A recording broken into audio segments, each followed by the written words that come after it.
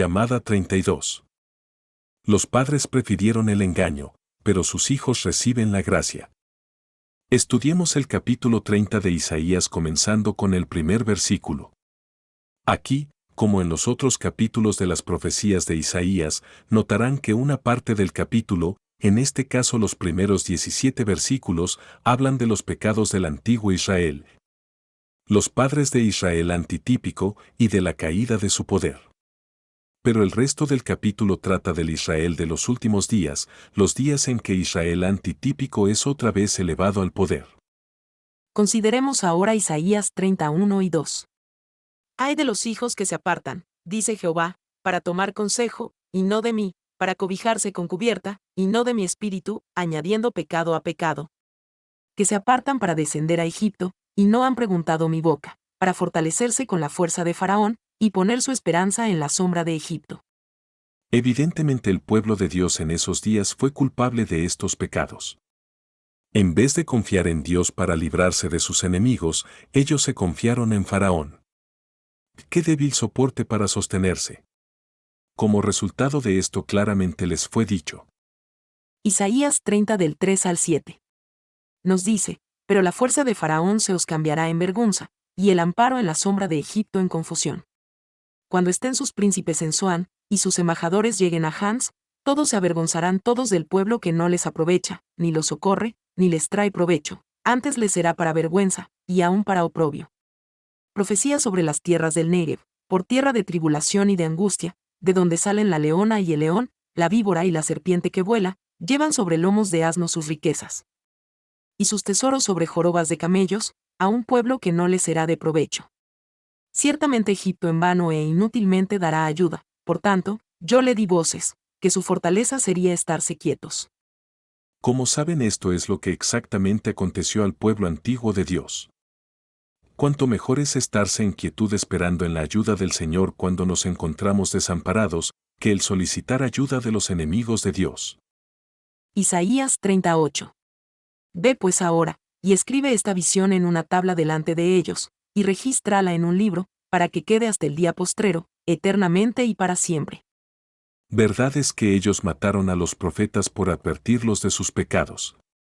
Pero Dios decretó que los escritos de los profetas permanecieran intactos para que fueran una lección objetiva a las generaciones venideras que tenían que seguir después de ellos. Hoy día, el pueblo de Dios no tendría ninguna excusa si repitiera los mismos errores que los antepasados cometieron.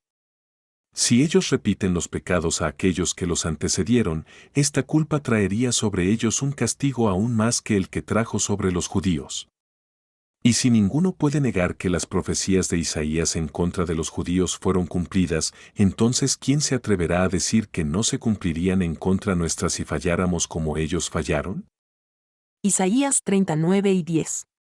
Porque este pueblo es rebelde, hijos mentirosos, hijos que no quisieron oír la ley de Jehová, que dicen a los videntes, no veáis, y a los profetas, no nos profeticéis lo recto, decidnos cosas halagüeñas, profetizad mentiras.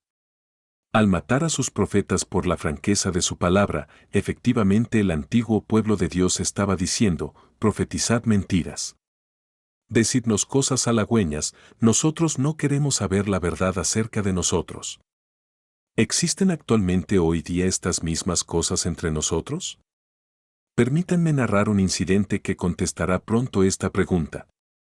Justamente el otro día recibí una muy amable carta de un hermano ministro, en la que sinceramente expresaba su opinión acerca de nuestra literatura.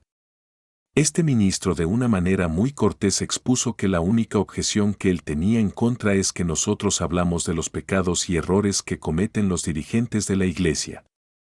El hermano ministro dice, si ustedes los aman, deberían hablar solo bien de ellos. Yo aprecio la sinceridad de este hermano en este asunto, pero no aprecio su juicio acerca de ello. Si él examinara de nuevo la literatura, estoy seguro que encontraría que no decimos nada más que lo que las Escrituras dicen acerca del asunto para nuestro tiempo. Así que en la actualidad los cargos de este hermano no son dirigidos en contra de nosotros sino en contra de Dios mismo. Hermano, hermana, nuestra preocupación no es para encontrar faltas ni en los ministros, ni en los laicos, sino traer a la luz con fidelidad la verdad, lo que las Escrituras tienen que decir al pueblo de Dios en la actualidad. No podemos hacerlo de otra manera, Dios nos está ayudando. La carga de Ezequiel es nuestra carga. Leamos. Ezequiel 3:18. Cuando yo dijere al impío, de cierto morirás si tú no le amonestares, ni le hablares, para que el impío sea percibido de su mal camino, a fin de que viva, el impío morirá por su maldad. Mas su sangre demandaré de tu mano. Cuando los judíos encontraban faltas en los profetas porque éstos les hablaban de los pecados que los sacerdotes cometían, ellos de hecho dijeron esto. Isaías 30:11. Dejad el camino, apartaos de la senda, quitad de nuestra presencia al Santo de Israel. La ceguera espiritual es una cosa cruel. Es una tarea muy difícil lograr el que sus víctimas vean sus pecados o la justicia de Dios. Ellos malinterpretan y hacen mal uso de todo lo que se hace en bien de ellos. Isaías 30:12 y 13.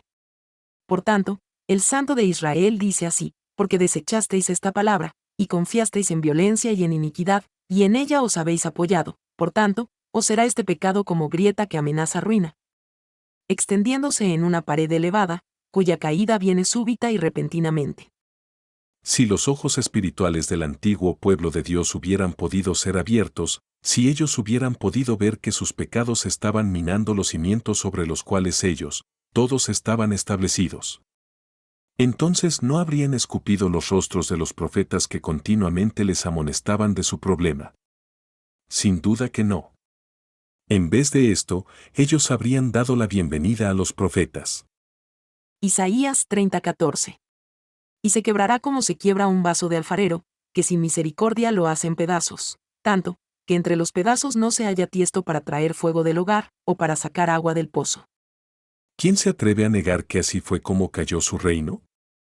Todas estas cosas vinieron sobre ellos porque rehusaron oír a los profetas. Isaías 30 del 15 al 18. Porque así dijo el Señor Jehová, el Santo de Israel, en descanso y en reposo seréis salvos, en quietud y en confianza será vuestra fortaleza. Y no quisisteis, sino que dijisteis, no, antes huiremos en caballos, por tanto, vosotros huiréis. Sobre corceles veloces cabalgaremos, por tanto, serán veloces vuestros perseguidores. 1.000.000 huirá a la amenaza de 1, a la amenaza de 5 huiréis vosotros todos, hasta que quedéis como mástil en la cumbre de un monte, y como bandera sobre una colina. Por lo tanto, Jehová esperará para tener piedad de vosotros, y, por tanto, será exaltado teniendo de vosotros misericordia, porque Jehová es Dios justo, bienaventurados todos los que confían en él. Sin embargo, Él dio su promesa de que esperaría hasta que ellos como un pueblo terminarán su periodo de prodigalidad, y hasta que descubriendo sus errores dieran oportunidad al Señor para mostrar a ellos su gracia. Así que los que esperan en Él están seguros de recibir las bendiciones. El Señor permitió que las naciones combatieran a su pueblo y lo esparcieran por los 4 vientos, porque no había nada que hubiera podido ser hecho para salvar a nuestros antepasados de la vergüenza. El versículo 18 es la línea divisoria entre las relaciones de Dios con su antiguo pueblo y sus planes nuevos trazados para su pueblo en los postreros días. Hasta este versículo consta el registro de lo pasado, y concerniente a todas las promesas proféticas, nosotros leemos. Isaías 30:19. Ciertamente el pueblo morará en Sión, en Jerusalén, nunca más llorarás. El que tiene misericordia se apiadará de ti, al oír la voz de tu clamor te responderá. ¿Cuál es la razón por qué Dios espera tan pacientemente? ¿Y por qué promete Él su gracia tan abundantemente a su pueblo? Porque Él está resuelto a que ellos moren en Sión en Jerusalén. Su designio es el de traerlos de vuelta allí y darles descanso. Él se propone poner fin a sus lágrimas, escuchar sus oraciones y conceder sus necesidades. Así que mientras el antiguo pueblo de Dios encontró destrucción, castigo y ruina, ahora nosotros estamos esperando restauración, gracia y misericordia. Hoy tenemos las mismas promesas que tuvo el pueblo en los días de Moisés, sí, aún más grandes todavía. Isaías 30:20.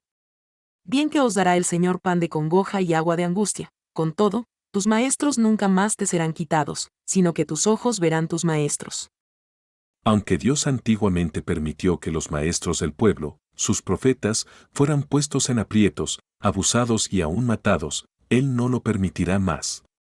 Los ojos de su pueblo mirarán a sus maestros que Dios les ha asignado, ellos serán puestos al frente en primer lugar. Isaías 30:21. Entonces tus oídos oirán a tus espaldas palabra que diga, este es el camino, andad por él, y no echéis a la mano derecha, ni tampoco torzáis a la mano izquierda. Así es que no hay necesidad que ninguno de nosotros cometa errores. No hay excusa para cometer faltas que no debíamos cometer. Isaías 30:22. Entonces profanarás la cubierta de tus esculturas de plata, y la vestidura de tus imágenes fundidas de oro, las apartarás como trapo asqueroso, sal fuera, les dirás. No, el pueblo fiel de Dios no se adherirá a ninguna cosa que disguste al Señor. No solamente arrojará lejos tales idolatrías, sino que por completo las aborrecerá del todo. Isaías 30:23. Entonces dará el Señor lluvia a tu sementera, cuando siembres las tierras, y dará pan del fruto de la tierra, y será abundante y pingué, tus ganados en aquel tiempo serán apacentados en espaciosas dehesas. Cuando cumplamos con todos los requerimientos de Dios, entonces prosperaremos. Entonces es cuando será reprendido el devorador y quitadas las maldiciones de sobre nosotros. Deberíamos realizar ahora que nuestra prosperidad no depende únicamente de nuestra habilidad, sino que depende más de la aprobación de Dios sobre nuestros hechos. Isaías 30:24. Tus bueyes y tus asnos que labran la tierra, comerán grano limpio, aventado con pala y criba. Si nuestro ganado debe tener alimento limpio, cuanto más importante es que nosotros mismos tengamos el alimento espiritual que es escudriñado por el mismo Espíritu de verdad, estos están para tenerlos. Isaías 30:25. Y sobre todo monte alto, y sobre todo collado elevado, habrá ríos y corrientes de aguas el día de la gran matanza, cuando caerán las torres. Es obvio que cuando las aguas de salvación de Dios cubran la tierra hasta la cima de las montañas, por decirlo así, entonces caerán las torres o atalayas, los púlpitos, que las gentes han construido a su propia iniciativa. Sin duda que el día de la matanza es el día grande y terrible del Señor. Así que otra vez somos traídos frente a frente de la realidad de que la verdad hace una de dos cosas: si no puede salvar, destruye. Esta misma verdad que estamos escuchando hoy será verdaderamente esparcida por todo el mundo como cuando el fuego se esparce en un campo de rastrojo. No importa quiénes sean los que intenten detener la verdad de Dios, yo sé que los que estos intenten, tropezarán y caerán y no serán hallados, mas la verdad cubrirá la tierra. Isaías 30:26. Y la luz de la luna será como la luz del sol, y la luz del sol 7 veces mayor, como la luz de 7 días, el día que vendare Jehová la herida de su pueblo, y curare la llaga que él causó. Si no fuera esto un lenguaje figurado, si el sol viniera a ser 7 veces más caliente de lo que es, entonces la tierra se incendiaría. Es obvio que el sol en este caso se usa figuradamente para ilustrar que la luz de la palabra de Dios, mientras que él está soldando la herida de su pueblo, tiene que aumentar 7 veces más. Toda la luz que hay en ella se derramará sobre la tierra como lo hace el sol en un claro día. Por la otra parte, la luna, la iglesia, la agencia que refleja los rayos del sol en los lugares oscuros de la tierra, como resultado cuidará al pueblo, no mucho mejor de lo que ha podido hacerlo hasta hoy, sino perfectamente. Precisamente en la actualidad estamos mirando que la luz de la palabra de Dios está elevándose alto y más alto cada semana que pasa. Isaías 30:27. He aquí que el nombre de Jehová viene de lejos, su rostro encendido, y con llamas de fuego devorador, sus labios llenos de ira, y su lengua como fuego que consume. Y mirad, manda el Señor, el descubrimiento de estas verdades indica una cosa, que nos estamos aproximando al día grande y terrible del Señor, el día en que solo habrá un Señor, y uno será su nombre. Isaías 30:28. Y su aliento, cual torrente que inunda, llegará hasta el cuello, para zarandear a las naciones con criba de destrucción, y el freno estará en las quijadas de los pueblos, haciéndoles cerrar.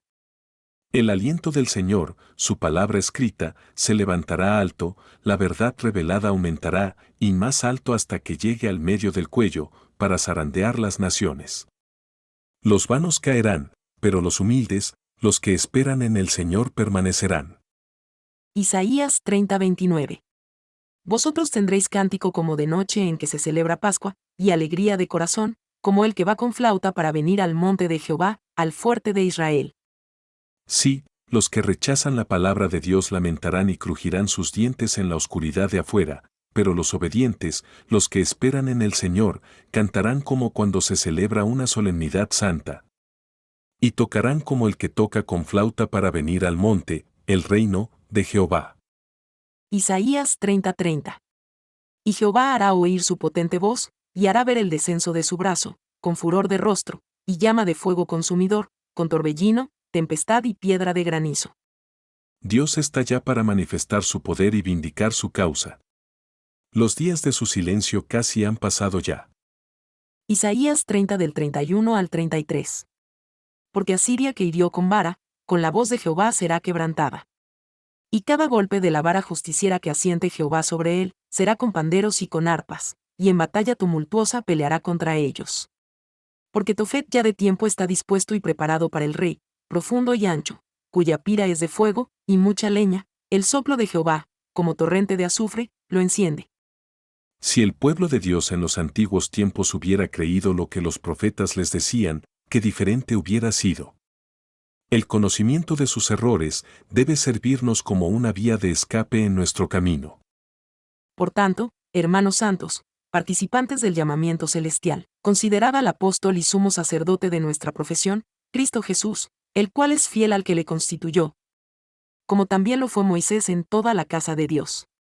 Temamos, pues, no sea que, permaneciendo aún la promesa de entrar en su reposo, parezca no haberlo alcanzado. Porque también a nosotros se nos ha anunciado la buena nueva como a ellos, pero no les aprovechó el oír la palabra, por no ir acompañada de fe en los que la oyeron. Otra vez determina un día, hoy, diciendo después de tanto tiempo, por medio de David, como se dijo, si oyereis su voz hoy, no endurezcáis vuestros corazones. Hebreos 3:1 y 2. Y Hebreos 4:1 versos 2 y 7. Nuestros antepasados prefirieron el engaño.